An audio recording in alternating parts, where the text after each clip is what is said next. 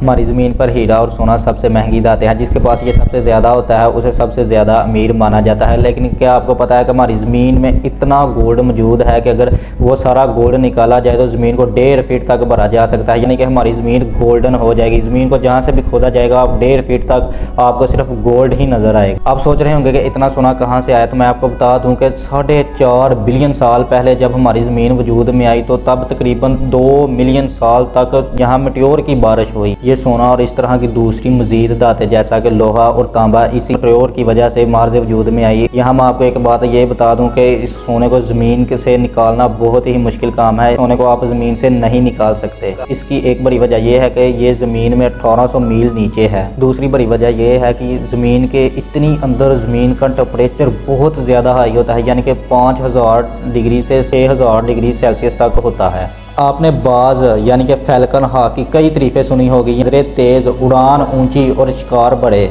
लेकिन क्या आपको पता है कि ऑस्ट्रेलिया में ऐसे बाज पाए जाते हैं जो जंगल में आग लगा देते हैं। जी हाँ, यानी कि पूरे जंगल को आग लगा के राख बना देते हैं।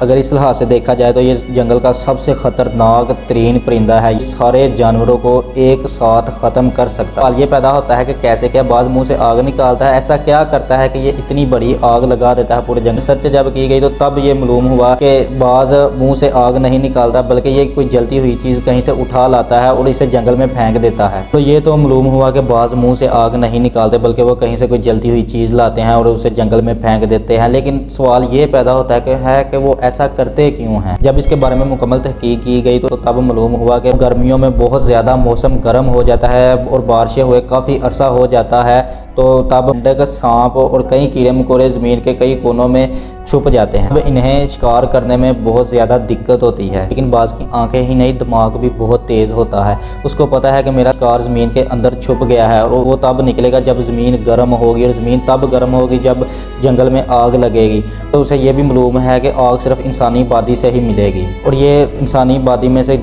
जहाँ आग लगी होती है वहाँ से कोई टुकड़ा उठा लाता है और इसे जंगल में फेंक देता है ताकि आग लग जाए। जब जंगल में आग लगती है तब हज़ारों लाखों की तादाद में कीड़े मकोड़े और जानवर बाहर निकलते हैं। तब बाज खूब शिकार करते हैं। बाज अपने टिकारे ऊंची जगहों और पहाड़ों पर बनाते हैं। इन्हें जंगल में लगने वाली आग से कोई नुकसान नहीं होता। आप सभी ने पिरामिड यानी कि एहराम के बारे में तो सुना ही होगा, क्योंकि द ग्रेट पिरामिड को दुनिया का 7वां अजूबा माना जाता है। ऐसा क्यों है कि इसे दुनिया का 7वां अजूबा माना जाता है? इसका अंदाज़ा इस बात से लगा सकते हैं कि ये रेगिस्तानों में बनाए गए हैं, और आपको पता है कि रेगिस्तानों का टेम्परेचर कितना हाई होता है। इतने हाई टेम्परेचर के बावजूद भी अगर आप इन पिरामिड्स के अंदर जाएंगे तो वहाँ का टेम्परेचर 20 डिग्री सेल्सियस से ज़्यादा नहीं होता, यानी कि अंदर एक तरह की ठंड होती है। यानी कि बाहर से देखने से ऐसा लगता है कि अंदर बहुत ज़्यादा टेम्परेचर हाई हो, लेकिन अंदर इतना टेम्परेचर ठंडा होता है कि आपको चादर ओढ़नी पड़ सकती है। बाहर के टेम्परेचर से अंदर के टेम्परेचर को कोई फ़र्क नहीं पड़ता। हालांकि बाहर जितना मर्जी भी टेम्परेचर हाई हो, लेकिन अंदर का टेम्परेचर 20 डिग्री सेल्सियस से ज़्यादा नहीं जाता।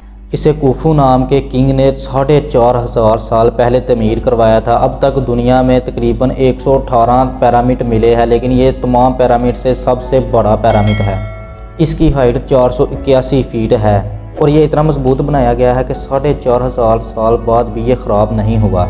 दुनिया के माहरीन इस बात से हैरान है कि उस दौर में इतना जदीद, इतना मजबूत और इतना टेक्निकली अजूबा कैसे बनाया गया। और सवाल ये है कि पत्थर के दौर का इंसान क्या इतना ज़हीन था कि उनकी बनाई गई चीज़ों को आज का टेक्निकल इंसान भी समझ नहीं पा रहा। जिस बात ने साइंसदानों को हैरान किया हुआ है वो बात यह है कि इस पिरामिड में इस्तेमाल होने वाले हर एक पत्थर का वज़न 2 टन से कम नहीं है। उस दौर में इतने वजनी पत्थर को उठाने में वो कैसे कामयाब हो गए? मजबूत पिरामिडों को बनाने में कौन सी टेक्नोलॉजी इख्तियार की गई? ये बात एक मिस्ट्री है। एक अंदाजे के मुताबिक ये मालूम हुआ है कि इस पिरामिड को बनाने में तकरीबन 20 साल का अरसा लगा। इसको बनाने में तकरीबन 20,000 से ज़ायद मजदूरों ने काम किया। ये जो पिंक कलर का पानी देख रहे हैं ये आर्टिफिशियल नहीं है, बल्कि ये एक नेचुरल झील का है जिसे लेक हिलर के नाम से जाना जाता है। इसका शुमार दुनिया के खूबसूरत मकामात में से होता है, यानी कि ये जितनी खूबसूरत है उतनी ही ये एक मिस्ट्री भी बनी हुई है। ये झील ऑस्ट्रेलिया के आइसलैंड, मिडल आइसलैंड में मौजूद है। दुनिया की तमाम जगहों का पानी नीला दिखता है, लेकिन इस झील का पानी इसे तमाम जगहों से यूनिक बनाता है। इसमें मिस्ट्री ये है कि अब तक कोई ये नहीं बता सका कि इस झील का पानी पिंक क्यों है। इसके बारे में बहुत ज़्यादा थ्योरीज हैं। एक थ्योरीज ये है कि इसमें एक पिंक कलर का बैक्टीरिया पाया जाता है जो इसे गुलाबी बनाए रखता है। इसका पानी अगर आप किसी टैंकर में इसे अलहदा भी रखेंगे तो तब भी इसका रंग गुलाबी ही रहेगा, लेकिन आप इसे पी नहीं सकते क्योंकि ये समंदर के बाकी पानी की तरह ही खारा होता है और खारा पानी सेहत के लिए हानिकारक है। लेकिन आप इसमें नहा सकते हैं, बल्कि ये दूसरे पानी से ज़्यादा महफूज है क्योंकि यहाँ बड़ी किस्म की मछलियाँ नहीं रहती।